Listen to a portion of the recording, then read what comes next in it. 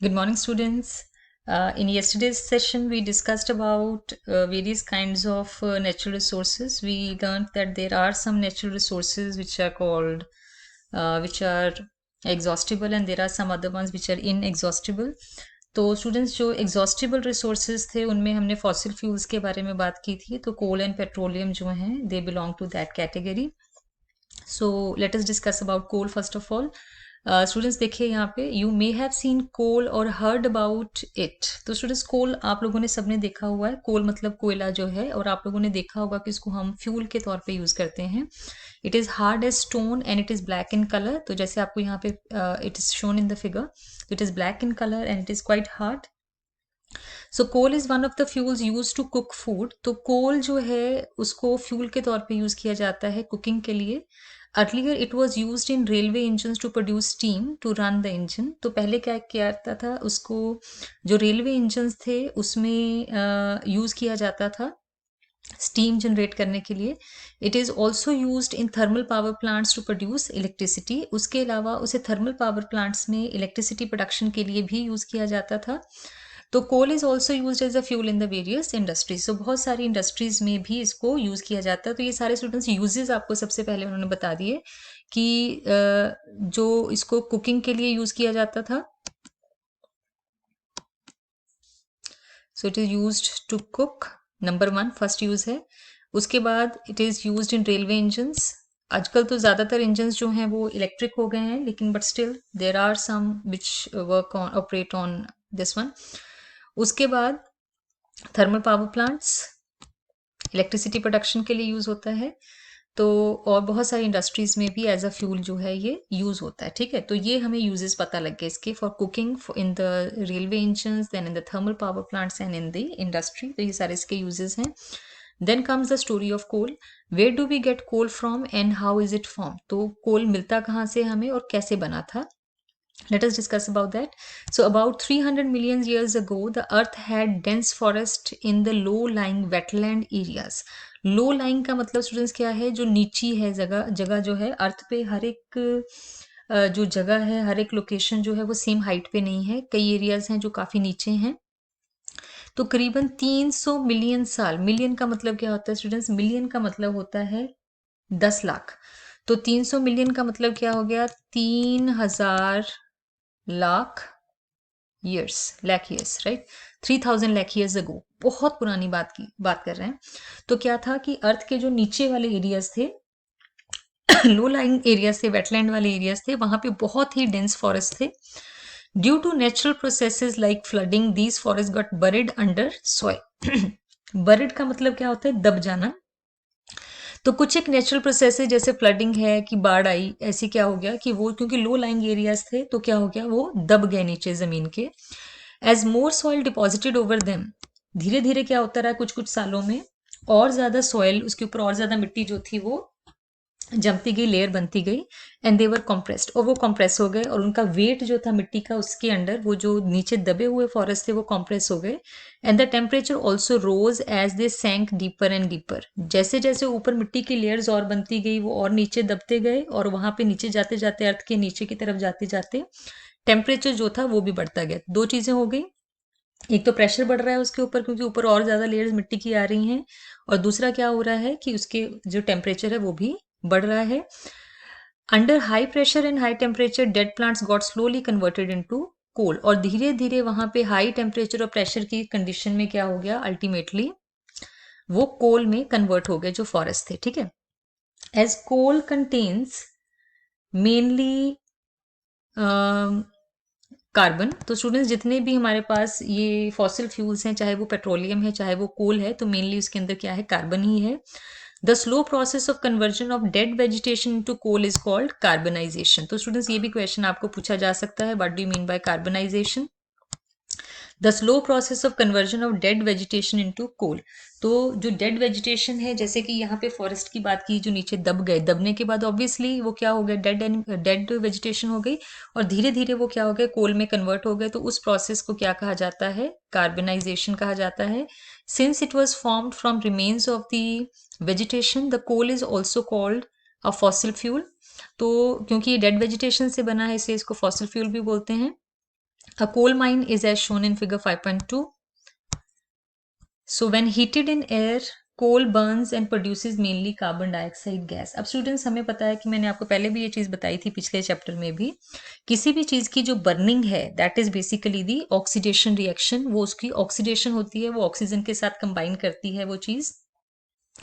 तो when heated in air coal burns, जब आप उसको हीट करते जाते हो तो अल्टीमेटली एक टेम्परेचर के बाद वो क्या होता है, बर्न होना शुरू होता है। और मेनली क्या प्रोड्यूस करेगा, क्योंकि कार्बन है तो कार्बन बर्न होगा तो कार्बन डाइऑक्साइड ही प्रोड्यूस करेगा। तो coal is processed in industry to get some useful products such as coke, coal tar, it is not coal, basically it is coal tar together, coal tar इकट्ठा होगा and then is coal gas। अब student सबसे पहले ये समझिए कि Coke क्या चीज़ है। तो यहाँ पे कोक स्टूडेंट्स वो जो पीने वाला सॉफ्ट ड्रिंक है उसकी बात नहीं हो रही है। यहाँ पे नीचे आपको बताया कि कोक क्या चीज़ है। It is tough, porous and black substance. It is almost pure form of carbon. Coke is used in the manufacturing of steel and in the extraction of many metals. तो स्टूडेंट्स यहाँ पे जो Coke की बात की जा रही है that is actually a fuel जो कि कोल से बनता है। तो कोल को एक पर्टिकुलर तरीके से हीट करके वो क्लीन करते हैं और वहां पे एक नया फ्यूल जनरेट होता है जिसे बोलते हैं कोक। तो ये जो कोक है ये कोल के कंपैरेटिवली बेटर फ्यूल होता है क्योंकि ये प्योर फॉर्म है कार्बन की, तो ये ज़्यादा हीट प्रोड्यूस करेगा। और इसे किसके लिए यूज़ करते हैं, इसको यूज़ करते हैं मैन्युफैक्चरिंग ऑफ स्टील के लिए, स्टील को मैन्युफैक्चर करने के लिए यूज़ करते हैं। और क्या करते हैं, बहुत सारी मेटल्स को एक्सट्रैक्ट करने के लिए। एक्सट्रैक्ट करने का क्या मतलब होता है स्टूडेंट्स, जो मेटल्स हैं वो प्योर फॉर्म में एग्जिस्ट नहीं करती हैं नेचर में, वो या तो ऑक्साइड या कार्बोनेट या किसी न किसी कंपाउंड के फॉर्म में एग्जिस्ट करती हैं। तो हम उनको कुछ रिएक्शंस करके उन कंपाउंड से बाहर निकालते हैं, तो उस प्रोसेस को कहा जाता है एक्सट्रैक्शन। तो वो एक्सट्रैक्शन करने के लिए क्या यूज कर सकते हैं, कोक को यूज किया जाता है बहुत सारी मेटल्स के लिए। तो कोक क्या है, वो एक फ्यूल है। प्रॉपर्टीज क्या है, टफ है यानी कि हार्ड है, पोरस है यानी कि उसके बीच में छेद होंगे, और वो ब्लैक कलर का होगा, और वो प्योर फॉर्म है कार्बन की। तो वो एक बेटर फ्यूल होगा, कम धुआं प्रोड्यूस करेगा, और उसे स्टील की प्रोडक्शन के लिए और बहुत सारी मेटल्स की एक्सट्रैक्शन के लिए हम यूज करते हैं। तो ये कोल की प्रॉपर्टीज हमें पता लग गई। Come to next, that is coal tar. Coal tar जो दूसरी चीज उन्होंने बताई कि आपको कोल से जनरेट होता है, तो कोल टार क्या है, it is a black thick liquid with an unpleasant smell. Coal tar basically students क्या होता है, जो आप लोगों ने देखा होगा कि जब सड़कें बनती हैं तो सड़कों में जो वो ब्लैक कलर का सब्सटेंस डालते हैं जो लिक्विड होता है उसको कोल टार बोलते हैं। तो ये ब्लैक और थिक लिक्विड होता है विद अनप्लीजेंट स्मेल, उसकी स्मेल जो है वो बुरी होती है। It is a mixture of about 200 substances. तो वो करीबन 200 सब्सटेंसेस का एक मिक्सचर है। So products obtained from coal tar are used as starting materials for manufacturing of various substances used in everyday life and industry. तो products जो coal टार से generate होते हैं वो बहुत सारे इंडस्ट्रीज में मैन्युफैक्चरिंग के लिए सब्सटेंस जो है वो यूज होते हैं। लाइक सिंथेटिक डाइज, जो कोल टार है उसकी हेल्प से क्या क्या बनता है, सिंथेटिक डाइज बनती हैं। डाई मतलब जो कलर हैं चीज़ों के ऊपर चढ़ाने के लिए। ड्रग्स यानी कि मेडिसिन बनती हैं। एक्सप्लोसिव्स यानी कि जो एक्सप्लोसिव मटेरियल्स हैं वो बनते हैं उससे।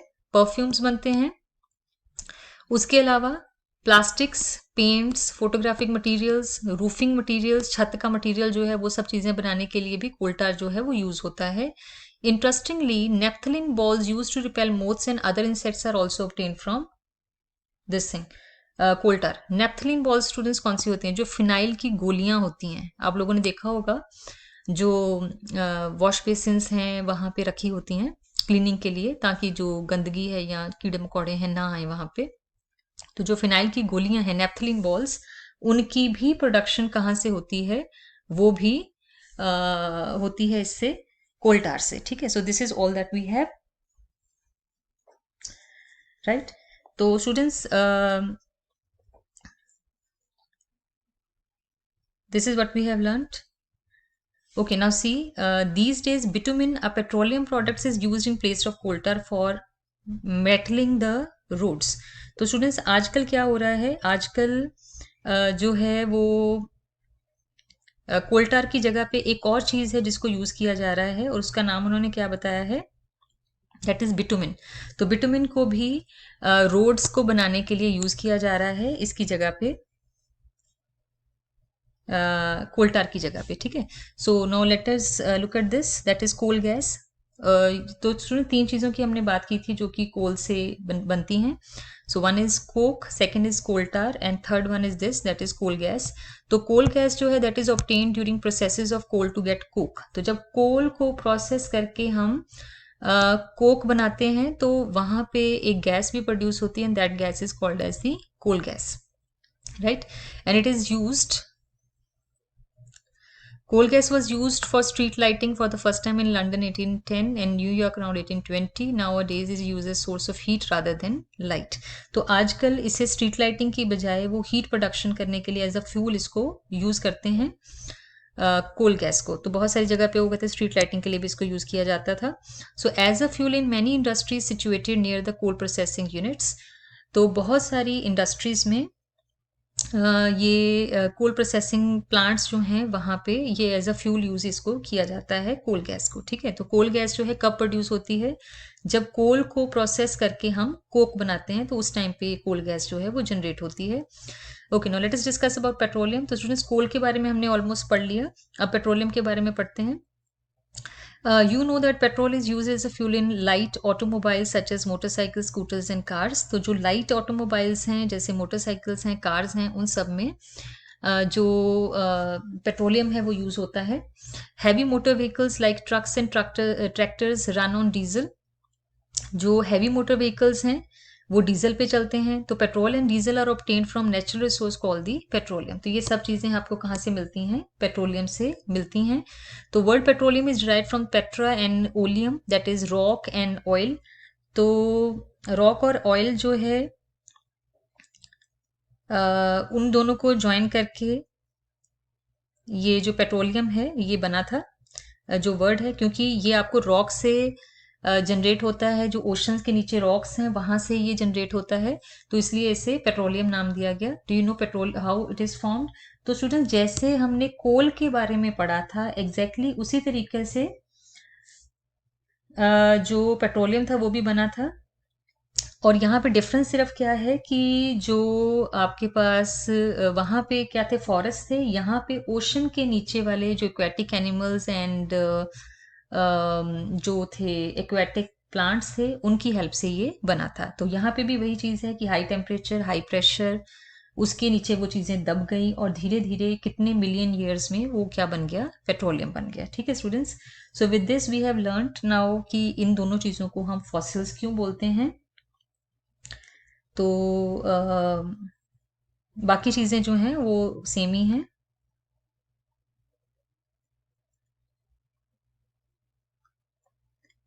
जो सिर्फ फ़र्क ये है कि जो कोल था कि कोल के केस में वो फॉरेस्ट थे जो दब गए थे, और पेट्रोलियम के केस में aquatic animals and aquatic plants जो थे वो दबे थे, ठीक है। So with this our today session is over.